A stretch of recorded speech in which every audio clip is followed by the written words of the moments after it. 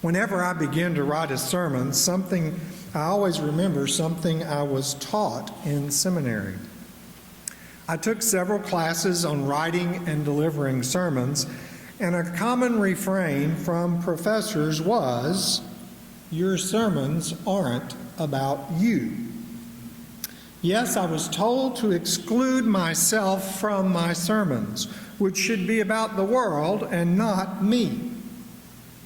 I don't completely agree or accept this directive, nor do I believe it's realistic or even possible. I can't possibly take myself completely out of the equation because I'm part of the world I'm talking about. I generally insert myself in some way in my sermons while striving never to be the focus of any sermon. That's generally where I've found my own personal balance, something that's not always easy to do.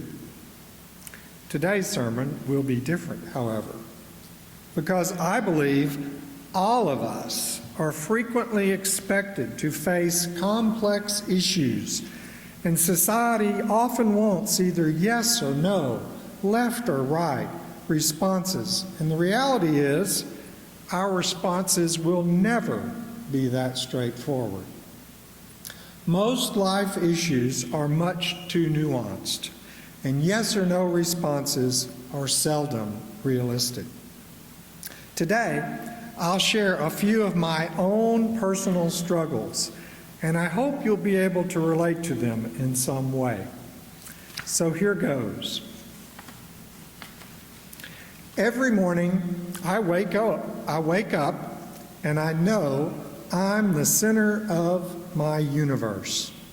Yes, I'm the center of my universe, but I'm not the center of the universe. Both statements are absolutely true, but in many ways they are contradictions I must live with. All through my day I have to decide, is this about me or is this about the world? And then I have to decide how I'm going to respond for me or for others. A silly example is that I love to make desserts because I have a very powerful sweet tooth, which I strive desperately to control. And the brownies and the whatever other desserts out there this morning were horrible. So when I bake a dessert for an event, just know it'll be a dessert that I love, unless I'm on a strict diet. And then it'll be coconut or butterscotch, because I can't stand either one of them, and they are very easy to resist. So unless I'm asked to make a specific dessert, my dessert choices will always be about me and what I love. I'm always the center of my dessert world. But on a more serious note, I don't know about you, but I live on a limited income. I generally spend my money on my needs, or since I'm in a marriage, we spend our money on our needs. But at the same time, we know we need to support various political causes and candidates, and we also need to vote because we hope those causes and candidates will win. The reality is, we absolutely know the little that we give likely won't make any difference whatsoever, and our votes seldom affect the outcome. Even so, we budget our money for causes and candidates, and we vote.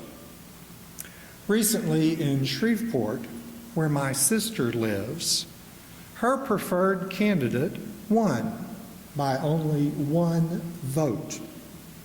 So I'm reminded, once again, that our individual participation in the process does in fact make a difference. Maybe not often, but it does make an undeniable difference some of the time.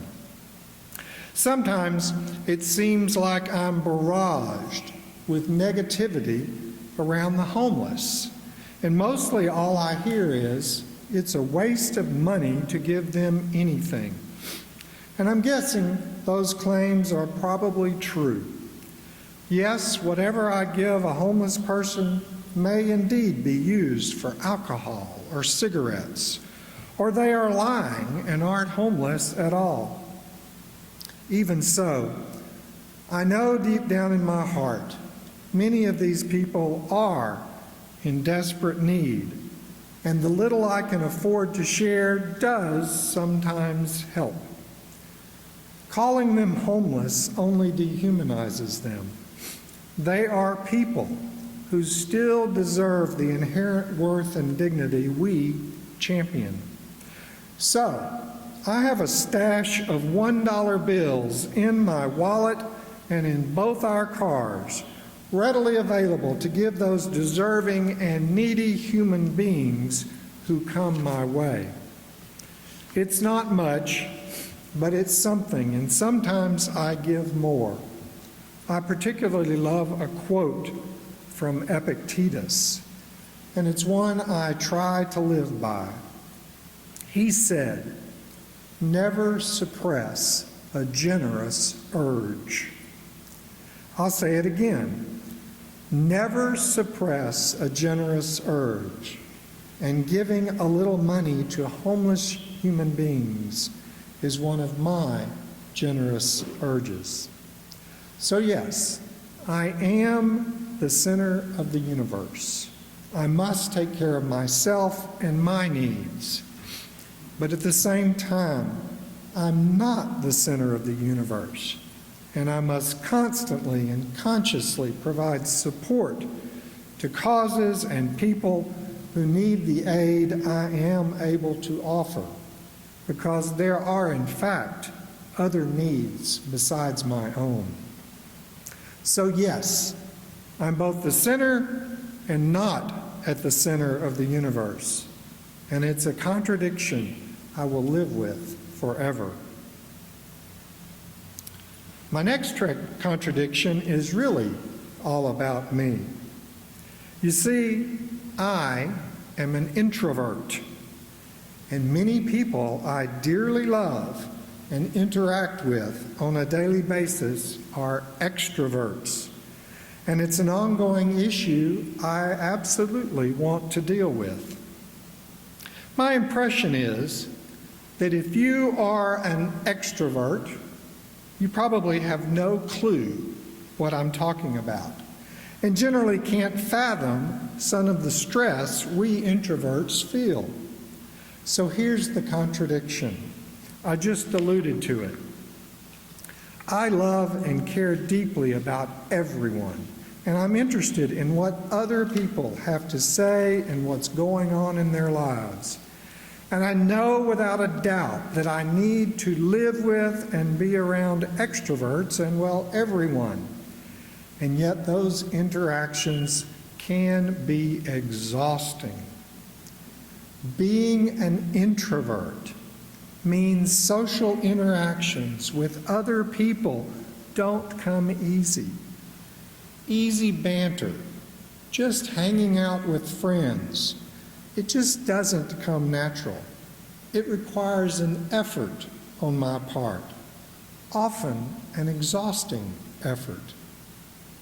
The classic way to tell whether or not you are an introvert or an extrovert is to ask yourself, when you are tired, how do you recharge yourself?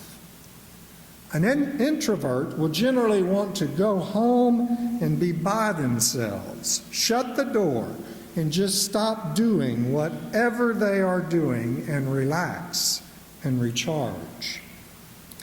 An extrovert, however, will want to go out to a party or meet up with friends and laugh and just hang out. But for me, there's something exhausting, not always, but sometimes. When I mention this particular characteristic of mine, people often say, "But you're a preacher." And I'm telling you, yes, I am. And I very much enjoy doing this. I really enjoy writing and giving sermons and being here and seeing and visiting with all of you But when it's over, I'm generally exhausted, and I mostly want to go home. It's a constant battle and struggle, wanting to be around others who I love and absolutely want in my life, and also wanting to be by myself and alone. So finding a workable balance for me in every situation is a challenge. My Buddhist readings remind me to face challenges, even my introverted personality challenges. And my favorite Buddhist author, Pema Chodron, says, the journey of patience involves relaxing, opening to what's happening, experiencing a sense of wonder.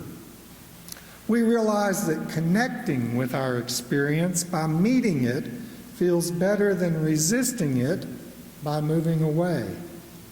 Being on the spot, even if it hurts, is preferable to avoiding.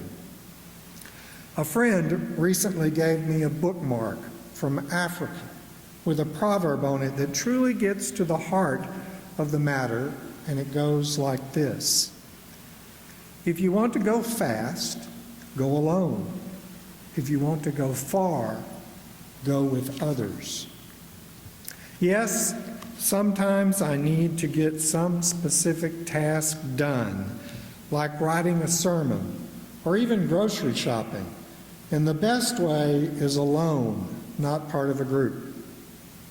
But many things in life are truly done better with others, and I must get beyond my introverted personality and go with others. And I'm up to that challenge because I love people and the world. So I absolutely must live with this lifetime contradiction. And I have one final contradiction I want to share today. I don't know about you, but I'm often critical of everything I do. Very little that I do is ever really good enough for me. Whatever it is, I'm always looking around and comparing myself or what I've done with others and what they are doing. I may not be exercising hard enough. My conversation might not be clever or wise enough. I'm not as perceptive as others are. The food that I prepare isn't good enough. And there are countless other ways that I find myself lacking in some grand or some small way. Pema Chodron calls these mind games hooks. A hook is something that grabs you and hangs on and won't let you go. And then you cause yourself misery because the hook is embedded in your being, causing you unnecessary harm. Chodron says to let go of these hooks and stop with the comparisons. Here is the mantra I repeat to myself frequently. You are okay exactly as you are. Be aware of these less than comparisons with others. Let those hooks go. Consciously be satisfied with who you are. Give yourself a break, but keep pushing yourself because you can always be better. And that's where the contradiction is, and it's a real one. Yes, I'm okay right where I am, but I can always be better. Both are absolutely true statements, and I shouldn't dwell on either side of the equation. On one side, I'm beating myself up for not being good enough, and on the other side, I'm trying for some sort of mythical perfection, which I'll never achieve. So balance is key here too. I tell myself, do the best you can at any given time, and then let go. And yes, that's an ongoing battle that will go on forever. And this particular contradiction brings me back to where I started. I'm never completely happy with any sermon I write or give. I'm afraid it's not clear enough, or too long, or too short, or not relevant. And the truth is, every sermon could be better. And they are relevant to some people and irrelevant to others. But at some point, I have to stop with the changes and the tweaks and just give it. But because I often give a sermon more than once, that's where the contradiction proves to be true. Before I give a sermon again, I always edit and improve it just a little, or at least I hope I do. For me, life isn't about some mythical perfection. It's about living my actual life, warts and all, with my own unique and particular quirks and talents to the best of my ability. And that means learning from and growing with whatever life experiences come my way. It also means sometimes getting better and sometimes accepting myself just as I am. Both situations are fine with me. Living with contradictions is absolutely possible because I do it every day. Amen and namaste.